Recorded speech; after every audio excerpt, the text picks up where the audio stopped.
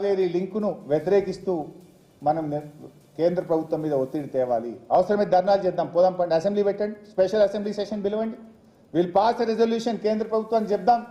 మా 968 అనుమతులు ఇచ్చినాకనే చేయాలి, తెలంగాణ భూభాగం నుంచే చేయాలి, మా కృష్ణా ట్రిబ్యునల్ అవార్డు వెంటనే పాస్ చేసి మాకు 700 టీఎంసీలు ఇవ్వాలి, మా 45 టీఎంసీలు మాకు ఇవ్వాలి. ఇవన్నీ మనం అసెంబ్లీలో పెట్టి డిస్కస్ చేద్దాం. పోరాటంపై ఢిల్లీలో ధర్నా చేయడానికి కూడా మేము రెడీ, అఖిలపక్షం తీసుకుపోతావా మేము రెడీ. కానీ నువ్వు ఇట్లా ఒప్పుకుంటా అంటే మాత్రం బీఆర్ఎస్ ఊరుకోదు, అవసరమైతే ప్రజా పోరాటానికి శ్రీకారం చుడుతుంది. సమ్మక్క సాగర్ నీళ్లు 47 టీఎంసీలను వదులుకోవడానికి వీల్లేదు. మనకు ఎస్ఆర్ఎస్పీ స్టేజ్ 2కు అవసరం ఉన్నాయి. దేవాదులకు నీళ్లు సరిపోతలేవు, కేటాయింపులు పెంచుకోవాల్సిన అవసరం ఉంది. దాన్ని 47ను వదులుకుంటే కూడా బీఆర్ఎస్ ఊరుకోదు. 50% ఆఫ్ వాటర్ కేంద్రం ఒప్పుకున్నది. 148 డైవర్షన్లో 74 టీఎంసీలు మనకు దక్కాల్సిందే. దాన్ని నువ్వు వదులుకోవడానికి వీల్లేదు. ఇట్లా అనేక విషయాలు ఉన్నాయి.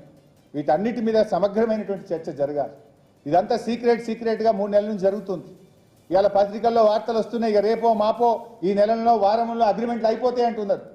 ఇంత ప్రధానమైనటువంటి అంశం మీద అసెంబ్లీలో చర్చ జరగకుండా రాష్ట్ర ప్రయోజనాల్ని ఫనంగా పెడితే పోరాడి సాధించిన ఈ తెలంగాణ ప్రజలు కానీ బీఆర్ఎస్ పార్టీ కానీ ఊరుకోదు అని చెప్పి మేము రేవంత్ రెడ్డి ప్రభుత్వాన్ని హెచ్చరిస్తా ఉన్నాం. ఈ పిచ్చి ప్రయత్నాలు మానుకోండి. మరి ఉత్తమ్ కుమార్ రెడ్డి గారు నీకేమైనా తెలుసా తెలియదా? మరి నువ్వు సంతకాలు పెడుతున్నావా? నీకు తెలిసి జరుగుతుందా? మరి ఆదిత్యనాథ్ దాస్ మీటింగ్లకు పోతున్నాడు, ఆయన రిపోర్ట్ నీకు చేస్తుండా చేస్తలేడా? ఇలా చాలా అనుమానాలు ఉన్నాయి బయట. ఏది ఏమైనా రాజకీయాలు మీరేమన్నా చేసుకోండి, మాకు మాత్రం ఈ రాష్ట్ర ప్రయోజనాలు ముఖ్యం. ఇటు కృష్ణానదిలో తెలంగాణకు దెబ్బ జరుగుతుంది, అటు గోదావరిలో తెలంగాణకు దెబ్బ జరుగుతుంది. మనకు జాతీయ ప్రాజెక్టు రాకుండా పోతుంది కనుక దీన్ని వెంటనే రాష్ట్ర ప్రభుత్వం మేల్కొనాలి, పోరాడాలని బీజేపీ ఈ రాష్ట్ర మంత్రులు ఎంపీలు కూడా మరి వెంటనే జోక్యం చేసుకొని ఈ రాష్ట్ర ప్రయోజనాలు కాపాడాలని చెప్పి బీఆర్ఎస్ పార్టీ పక్షాన మేము డిమాండ్ చేస్తాం.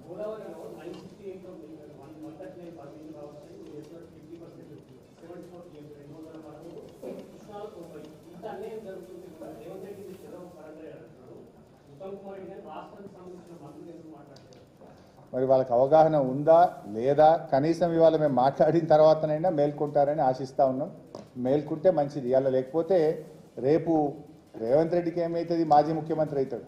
కానీ తెలంగాణ నుంచి కాంగ్రెస్ పార్టీ పర్మనెంట్గా వైపౌట్ అయిపోతుంది. అది తెలంగాణ కాంగ్రెస్ నాయకులు, తెలంగాణ కాంగ్రెస్ ఎమ్మెల్యేలు, మంత్రులు ఆలోచించుకోవాలి. ఈ ద్రోహం ఇది కానీ ఫైనల్ అయితే, ఇది కానీ వీరు అగ్రిమెంట్ అయితే రేపు ఈ రాష్ట్ర ప్రజలు కాంగ్రెస్ పార్టీని క్షమించరు. వస్తే మేము will be the happiest person, will fully cooperate. చెప్పమనండి ఎట్లా వస్తుందో, ఎట్లా చెప్పాలి కదా. మీ సీక్రెట్ మీటింగ్ల సారాంశం ఏందో బయట పెట్టండి, మినిట్స్ ఆఫ్ ద మీటింగ్ బయట పెట్టండి. ఎందుకు ఇవాళ ఇంత సీక్రెట్గా జరుగుతున్నారు? ఆడ కేంద్ర యూనియన్ సెక్రటరీగా, ఈ వాటర్ రిసోర్స్ సెక్రటరీగా కాంతారావు గారు వచ్చిండ్రు. కాంతారావు గారు మరి ఏం పని చేస్తున్నారు, ఇలా ఎటు జరుగుతూ ఉంది? ఇవన్నీ చాలా లోతైనటువంటి డీప్ కాన్స్పిరసీ ఉంది దీని వెనుక.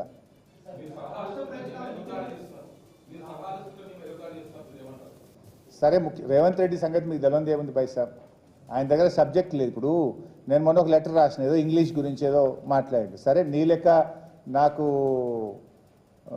బటర్ ఇంగ్లీష్ రాదు, నీ లెక్క హిట్లర్ గవర్నెన్స్ మాకు తెలియదు. నీదంతా బటర్ ఇంగ్లీషు, హిట్లర్ గవర్నెన్స్ నీది. ఇప్పుడు లేఖ ఏ భాషలో ఉన్నదనేది ముఖ్యం కాదు, లేఖలోని సారాంశం ఏంది దాని నీ దగ్గర సమాధానం ఉంటే చెప్పు. If you have answer you tell me. నీ దగ్గర ఆన్సర్ లేనప్పుడు ఏం చేస్తావు అంటే ఎదురుదాడి దిగుతావు, తిట్ల దండకాన్ని అందుకుంటావు, తిట్ల పురాణం అందుకుంటావు. దాన్ని బట్టి ఏమర్థమవుతుంది? It shows your frustration or it shows you have no answer.